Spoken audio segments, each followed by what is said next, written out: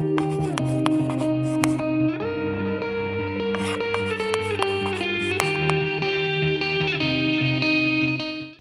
sahabat semuanya, ketemu lagi dengan saya Mas Andi Fians ya. Di sini saya akan menjelaskan beberapa alasan kenapa seseorang itu sulit lepas atau sulit sembuh dari kecemasan berlebihnya.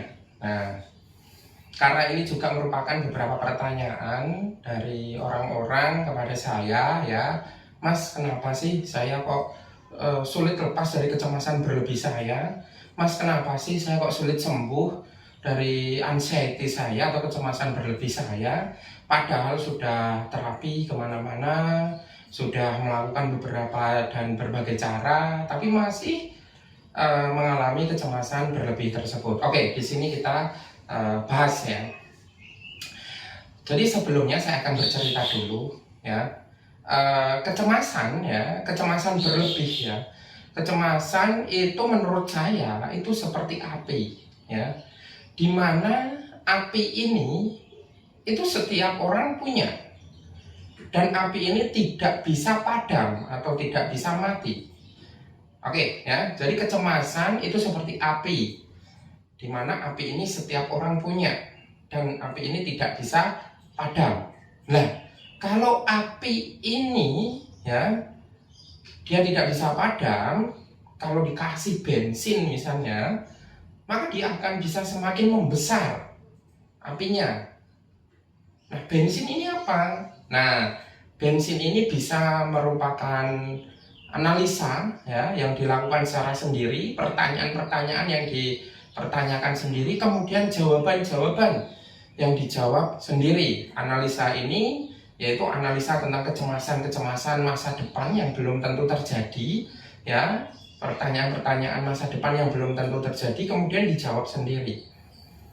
Secara logika, kalau seseorang melakukan pertanyaan atau memberikan analisa terhadap pikirannya sendiri, pasti pikiran ini akan mencari jawabannya ya, kalau jawabannya memberdayakan diri orang tersebut. Nah, kalau jawabannya justru malah semakin menambah kecemasannya, nah apa tidak malah semakin parah ya. Jadi ini yang harus dimengerti dulu. Jadi yang namanya kecemasan itu seperti api, dan api ini tidak akan pernah padam, dan setiap orang, setiap pribadi itu mempunyai api ini tadi. Yang penting biarkan api ini hidup ya secara normal ya, dan secara standarnya ya, yang penting tidak dikasih bensin tadi.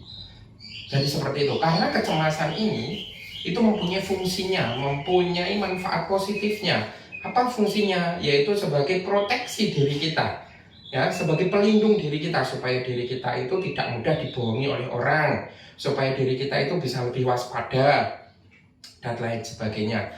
Nah, ini manfaat kecemasan yang normal. Tapi kalau kecemasan ini sudah berlebih, ya sudah bisa merugikan orang itu sendiri. Ya, mau ngapa-ngapain takut, mau aktivitas takut, mau kerja takut, mau ibadah takut, mau ketemu orang takut, mau bersosialisasi takut, mau naik motor takut, naik mobil takut, dan lain sebagainya. Apa-apa dipikir terus. Ya, masalah kecil yang seharusnya tidak usah dipikir, itu dipikir sehingga membuat pikirannya cemas berlebih. Nah, dari cerita ini ya,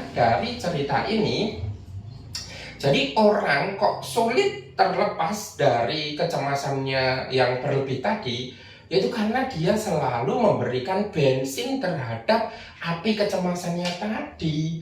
Nah, kalau pengen kecemasannya kembali normal ya dan sembuh, ya sudah, stop memberikan bensin itu, stop menganalisa sendiri, mempertanyakan kondisi kecemasannya sendiri, bahkan sampai menjawabnya sendiri. Itu di stop ya. Mending kalau muncul pertanyaan atau analisa itu yang sudah tidak tertahankan lagi, tanya kepada ahlinya ya, yang lebih mengerti tentang kecemasan atau tentang dunia pikiran. Tanya sehingga nanti mendapatkan jawaban yang pas, tidak dijawab sendiri yang bisa membahayakan diri Anda sendiri atau malah semakin menambahkan kecemasan Anda sendiri. Nah, ini penyebabnya ya. Jadi selalu memberikan bensin terhadap api yang menyala tadi. ya, atau menganalisa dan mempertanyakan sendiri sehingga terjadi jawaban-jawaban sendiri, dan di mana analisa serta pertanyaan dan jawaban ini merupakan pertanyaan dan analisa tentang kecemasannya itu tadi, ya. Nah, ini tolong diperhatikan. Kemudian yang berikutnya, pikiran itu selalu loncat ke masa depan, ya, di mana loncatan ke masa depan ini juga terhadap hal-hal yang negatif, terhadap hal-hal yang cemas tadi, takut tadi. Misalnya mau kerja gitu ya, mau kerja, waduh mau kerja terus aku lemes gimana. Nah, akhirnya karena sudah dicemaskan dulu, akhirnya nggak jadi berangkat kerja. Padahal ketika dia mau bekerja dan di dalam pekerjaannya itu belum tentu dia terjadi apa yang ditakutkan tadi kok, ya. Terus mau tidur, takut tidur, nanti kalau mimpi buruk gimana, akhirnya nggak jadi tidur. Jadi gitu. Mau naik motor, nanti kalau jatuh gimana, akhirnya nggak jadi naik motor. Nah, jadi pikiran dia itu selalu suka diarahkan ke masa depan yang belum tentu terjadi. Dan pikiran yang selalu diarahkan ke masa depan ini adalah kecemasan-kecemasannya saja yang belum tentu terjadi.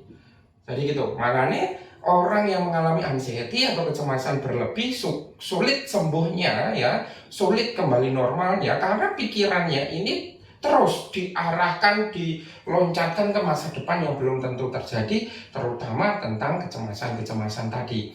Nah, solusinya ya mulai sekarang, ketika pikiran terus pengen meloncat ke masa depan, ya, terutama tentang kecemasan, ditarik lagi ke masa sekarang. Loh, maksudnya gimana, Mas? Ini serius, ya.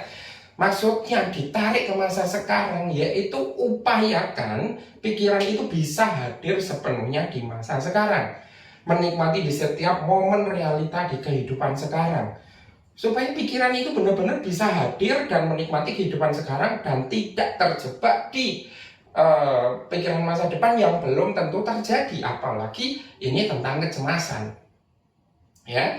Jadi kalau pikiran Anda, ya, kok terus mau meloncat ke masa depan, tarik lagi ke masa sekarang, nikmati, ya, kehidupan sekarang, hadirkan pikiran Anda untuk menikmati momen realita kehidupan sekarang. Nah, terus ada yang bertanya, Mas, itu kan pikiran seperti otomatis. Tunggu dulu, itu belum tentu otomatis. Jadi pikiran itu bisa dilatih, ya, seperti layaknya otot, seperti layaknya nafas, itu bisa dilatih. Jadi gitu, ya.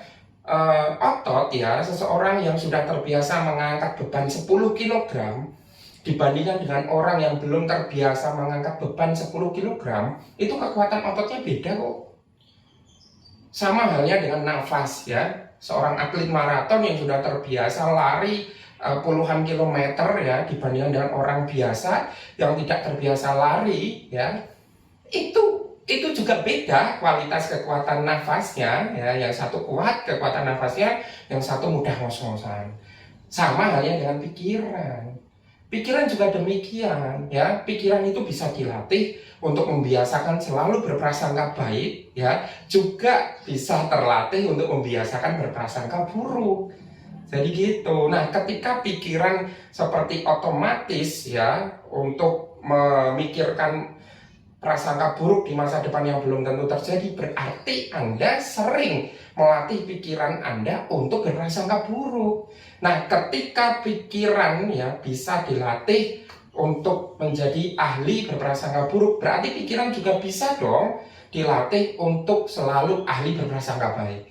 Jadi seperti itu, ya. Jadi mulai sekarang, untuk teman-teman semuanya, ketika kesulitan lepas dari anxiety-nya atau kecemasan berlebihnya, coba sekarang dilatih untuk pikiran, ya, selalu hadir di masa sekarang, dan latih supaya pikiran ini selalu bisa berprasangka baik, supaya pikiran juga menjadi ahli untuk berpikiran berprasangka baik. Jadi seperti itu. Nah, itu. Dan yang terakhir, ya, biasanya orang yang mengalami kecemasan berlebih dan susah sembuh itu biasanya suka mengeluh. Jadi gitu. Kenapa kok suka mengeluh? Ini bisa menjadi hambatan untuk sembuh dari kecemasan berlebih. Karena keluhan ini itu seperti sabotase pikiran tenang. Ya, jadi pikiran ini kan ada beberapa bagian. Ya, bagian pikiran yang mengendalikan ketenangan, bagian pikiran yang mengendalikan kecemasan, bagian pikiran yang mengendalikan kedamaian, bagian pikiran yang mengendalikan kebahagiaan, bagian pikiran yang mengendalikan takut, bagian pikiran yang mengendalikan berani, dan lain sebagainya. Jadi gitu. Nah, ketika pikiran cemas sedang mendominasi pikiran Anda, dia pasti akan susah diusik dengan bagian-bagian pikiran yang lain, terutama pikiran tenang misalnya. Jadi gitu. Nah, keluhan itu yaitu mendukung bagian pikiran cemas tadi untuk semakin berkuasa di dalam diri Anda dan mensabotase pikiran tenang Anda. Jadi gitu. Misalnya pas waktu serangan cemas datang gitu ya. Kemudian Anda mengeluh, aduh kok cemas lagi, pasti nanti nggak bisa melakukan ini. Nah, itu sudah termasuk keluhan. Ketika Anda melakukan keluhan seperti itu, maka pikiran tenang Anda itu sudah langsung tersabotase oleh keluhan tadi. Sehingga pikiran cemasnya semakin besar di dalam diri Anda. Sehingga Anda menjadi sulit lepas dari kecemasan berlebih itu. Ya, jadi mulai sekarang apabila Anda pengen terlepas dari kecemasan berlebih Anda, stop mengeluh. Ya, dan lebih baik perbanyak bersyukur. Nah, yang bersyukur ini juga nanti bisa menguatkan pikiran tenang Anda sehingga meringankan langkah hidup Anda setiap hari. Oke sahabat, jadi itu ya alasan kenapa banyak orang yang sulit terlepas dari kecemasan berlebihnya. Semoga video ini bermanfaat ya, dan untuk teman-teman yang memang sudah bisa mengambil manfaat dari video ini, share sebanyak-banyaknya supaya untuk orang-orang yang juga sulit lepas dari kecemasan berlebih bisa mengambil manfaat dari video ini. Oke, terima kasih. Saya tutup. Assalamualaikum warahmatullahi wabarakatuh. Sampai ketemu di kesempatan yang lain lagi. Oke, terima kasih.